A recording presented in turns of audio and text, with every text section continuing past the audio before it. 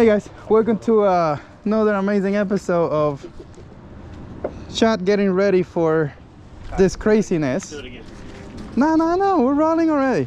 All right, so listen, one of the biggest questions about the XTR is, do you have to have a trailer? Actually, there's two big questions. Can you paddle it, which we've already addressed pretty substantially, and do you have to have a trailer? I'm gonna be straight up with you. More than likely, you're gonna want a trailer because this is a big boat. It's going to be one you wanna put a lot of stuff on. But it's also a great boat for keeping it simple, especially if you're like a flats fisherman. You're not a big electronics person, you want the big casting deck.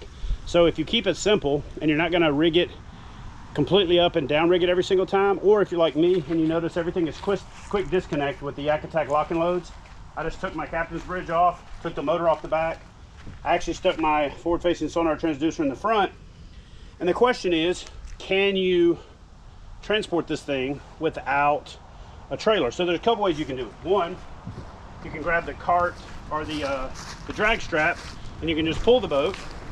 The other alternative is you can use the YakGadget cart. So the way the YakGadget cart works is you want to put it lined up with where the boat will be pointing after you pick it up, if that makes sense. And a lot of people think you can't do this with a big boat, and I can do this with this boat fully loaded. What I do is I take the motor off, set it right here, pick it up, set it on the cart, but I'm only going to put it on the cart to take it over to the truck to demonstrate to you guys how you would do it. So simply grab both handles, pick it up, slide it over. It naturally finds the grooves in the bottom of the boat, and then you go grab your handle and you just walk.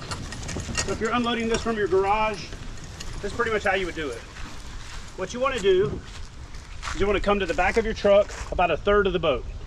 Cut the boat in thirds, no matter how big the boat is. Then what you're going to do is you're going to take it off of the cart, just like so. You're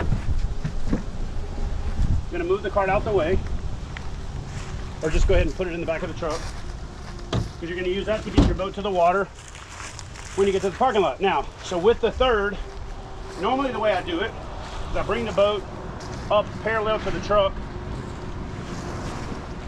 1/3 like this. Then what you're going to do, you're going to take the stern, bring it back.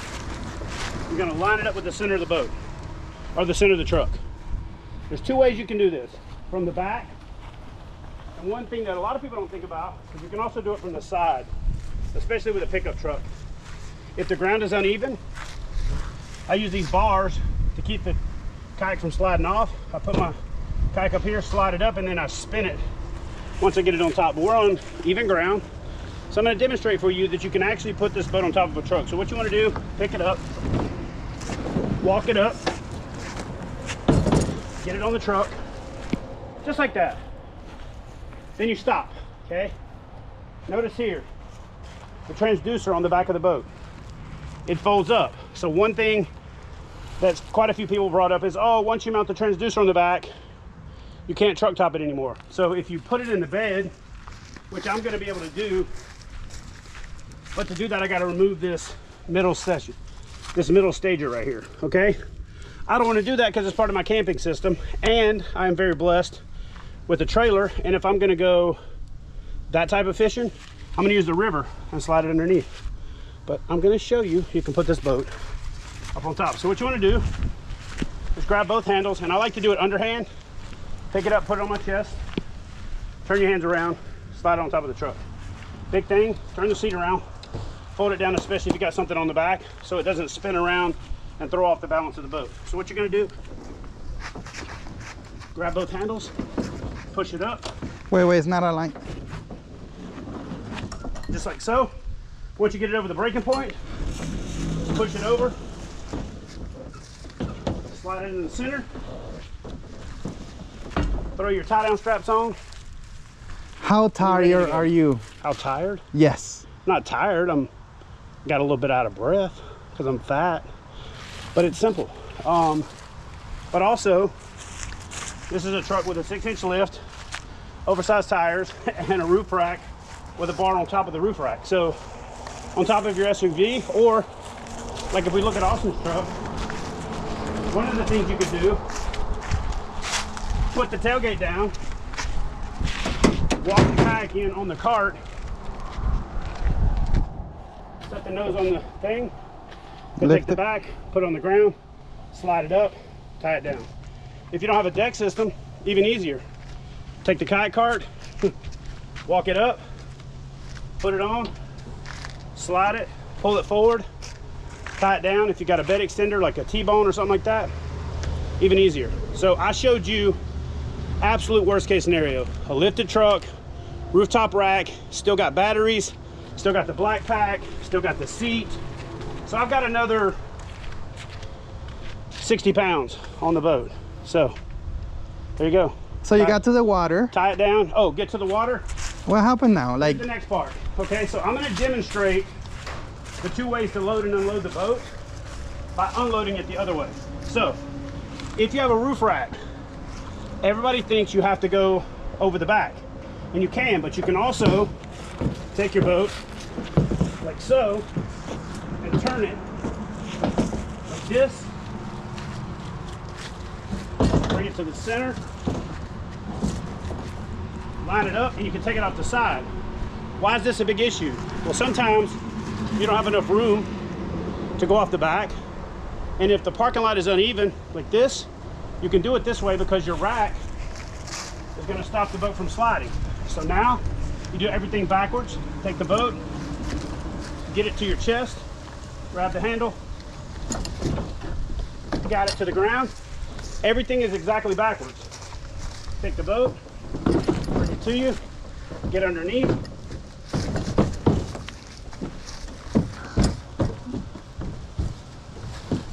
Set it on the ground, rig it up, go fishing. That's simple. take your kayak cart, put it right there where the seat is, and boom. Or just take your trusty drag strap, like I always do, just drag it to the water. Now that looks like a workout though. Simple. Dragging it looks like a workout. Well, can I try? Wet grass. Can I try it? Yeah. Let's try it. Let me drag it. Because I mean, you're a big guy. I'm a tiny person. Oh no, it's easy. Exactly.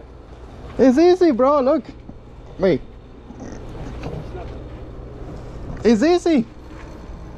I just didn't have much room, so I didn't just take off. Yeah, it's way easier It's easy to drag it. Yeah, especially if you're down a slope.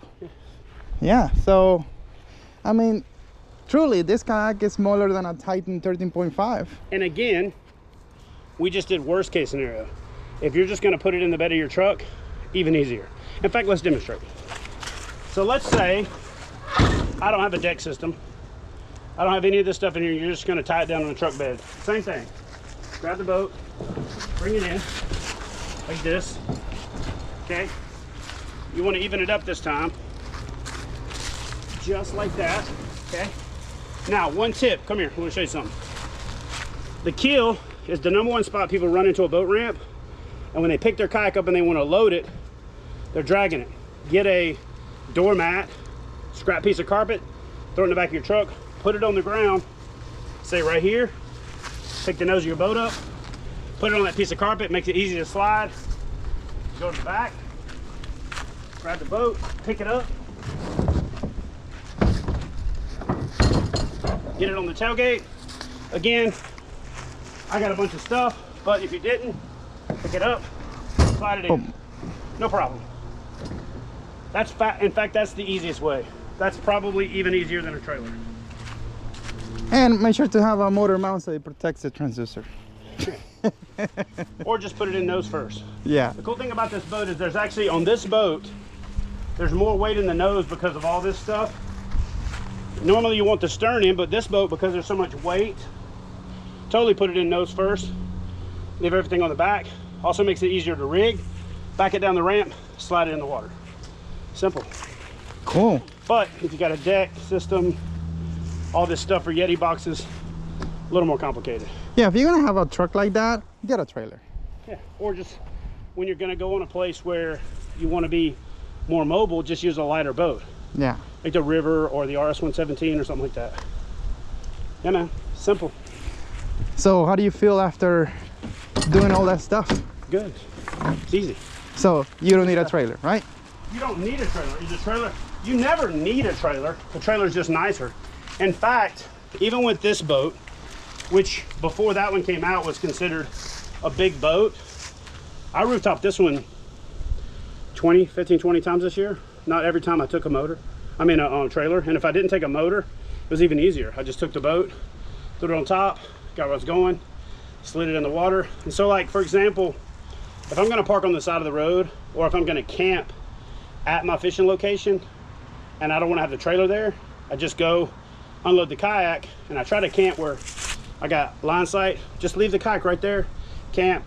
You can see it. And one thing I do, especially if it's public, is I'll run a piece of fishing line from my kayak to my campsite, hang a couple of Coke cans or a bell. Then if somebody walks close to my kayak, they hit the fishing line, rings the bell, and then I know somebody's messing with my stuff. Every now and then a raccoon or something wiggles it, but you at least know somebody is messing with your stuff. Well, if there is a raccoon, that means the New York police is nearby. Well, that's true too. So, but yeah, all of these kayaks you can get away with not having a trailer. A trailer obviously makes life easier, and not everybody's fishing 300 plus days a year. For me, the investment in a quality trailer is worth it, because not only am I fishing 300 plus days a year, sometimes I'm moving to, like with us, a couple times, maybe 2, sometimes 3 times a day, checking different spots, trying to figure out the best locations, changing scenery for filming. So the one benefit to a trailer is you keep everything ready. So if you only got a couple hours to go fishing, you run home, click, ready to go. You don't have to spend 1 to 1.5 hours of the 3 hours you have fishing getting ready to go fishing. So stay ready. You know, a lot of times I just keep a grab and go kayak on top, PFD in the back seat, rods in the passenger seat, bada boom, bada bing. I don't have to ever go home if I want to go kayak fishing. I stay ready. But again, I'm different because it's what I do. But you can do the same thing if you have a trailer by just basically. And then here's the other benefit of a trailer. When you're moving your stuff around at home, you got to clean out the garage, you got to do this, you got to do that. It's easier to move everything because it's on a trailer. So you just move it out the way, click and go. Simple. But yeah, there you go. Proof positive. You might break a little bit of a sweat. It's good for you. You don't need a trailer. Yeah. Nice to have, not have to have. I'm happy that we answered that question on video with the worst possible example. Yeah, worst case scenario. Worst case scenario. Look at that. How, look, this thing is way taller than me. 8'2". There you go. Yeah, so and it's 8'2" to the top of this. And you did it quick because you did it on camera, but probably you would take maybe a little more time, make it easier. Yeah, I mean, well, I've got a system. I've been doing this forever, so I did it quick because I've done this forever. Hundreds of times. You know, about half of my trips this year have been in paddle boats where I'm not using a motor. And if I'm doing that, even with 2 kayaks, I put them both on top. Yeah. Or sometimes I put 2 on top and 1 in the middle, and I got 3. It's easy. Yeah. So yeah, I didn't do it faster than I would normally do it. It's just that I do this so much. Fast is kind of how I do it, because I'm in a hurry a lot of times. You're at a boat ramp, you pull up with 2 friends, you got these guys trying to launch, so you back down, shoot, shoot, shoot, throw the boats on and go, you know. So, any last word tips?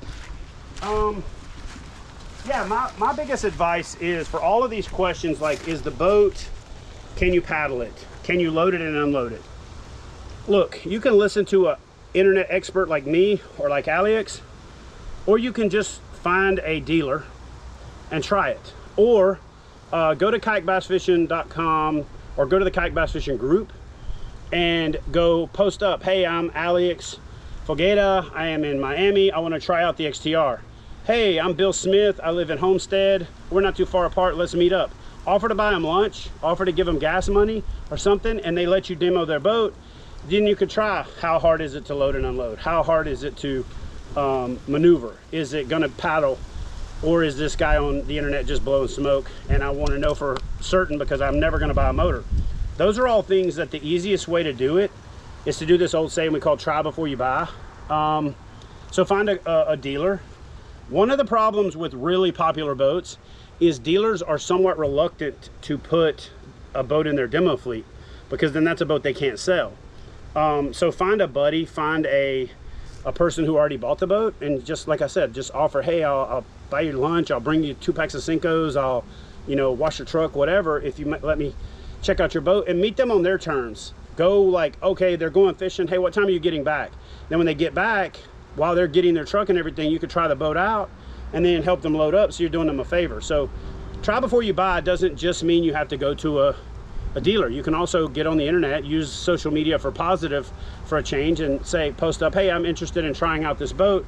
And more than likely, because kayak fishing is such a community and so social, you're gonna find somebody that's willing to help you out. And here's another thing that I suggest, and I'm about to start doing the same thing. If you've got a new really popular boat, post up, hey, I'm going fishing, this is where I'm gonna be, I'm getting back about this time. If anybody wants to try the boat out, meet me at the ramp. And then you might get 3 or 4 people that are gonna come by. You might meet a new fishing friend. You can ask them to donate money to your favorite charity. Hey, donate 20 bucks to my favorite charity in exchange for me taking time. There's just a lot of ways to try boats out that don't necessarily have to be, you go to a dealer who doesn't necessarily want to do a demo because their boat's really popular or they can't get enough. So that's another great way. So my lasting piece of advice is try before you buy, 100%, if you can. I was gonna say something about, I was gonna say something really clever and like very Aliex. What was it? Go. That, I mean, you do a lot of stuff for kayak fishing and stuff like that, and you have, what is the one thing you like to promote, I guess? Like the membership. The membership. And the reason being is you can't do what you do. I can't do what I do without the support of good sponsors and without monetizing the channel outside of the evil Google, AdWords. Yeah. And so if you join Kayak Bass Fishing, you get access to amazing content. You get access to helping the community, meaning help us help more people in the community. And then you get 10 times back in gift certificates to all of our amazing sponsors and deals what it cost you to join. So I try to promote that more. I haven't for years, but now more and more I'm trying to get more sponsor independent. So you know this because you've been doing this a long time. The more independent you can be, the more objective you can be, because you don't have people putting pressure on you. Not that you and I ever, we're the two that don't buckle to the pressure, but if you're independent, then there's not even a perception. Yeah. And so what I'm trying to do over the next 3 to 5 years is to become like 100% independent, where I can have great brands that I work with, make a deal with them to give me something to give to the community, like a discount code or giveaways or things like that. But then I am 100% funded for my company and for creating the content through the support of the community by joining KBF, by kayakbassfishing.com/join. And like I said, already $250+ in gift cards back for the $25 membership. And then we're working this fall on trying to bring another $150 to make it like way even more. So that's it. Pay for itself, support a great cause, and makes the future brighter for kayak fishing. And we're launching sign up. We're launching a big series this year called Back to Basics and the Phases of Fishing, where we're going to start teaching the basic fundamentals of fishing from ground zero, like the stuff you need to know before you go, all the way through the basic kayaks and paddling without motors and the simple stuff. Because I think to a certain extent with these advanced boats like the PWR and the XTR, even guys like me, we've kind of gotten to the point we've almost forgotten a little bit about the entry level kind of new person that's looking to get into the sport. So from here on out, not just next year, but for the rest of this year and into next year, I'm going to focus really heavily on getting a lot of that back to the basics content out there. Yep. So yeah, thanks man, appreciate it. Thank you. Yes sir.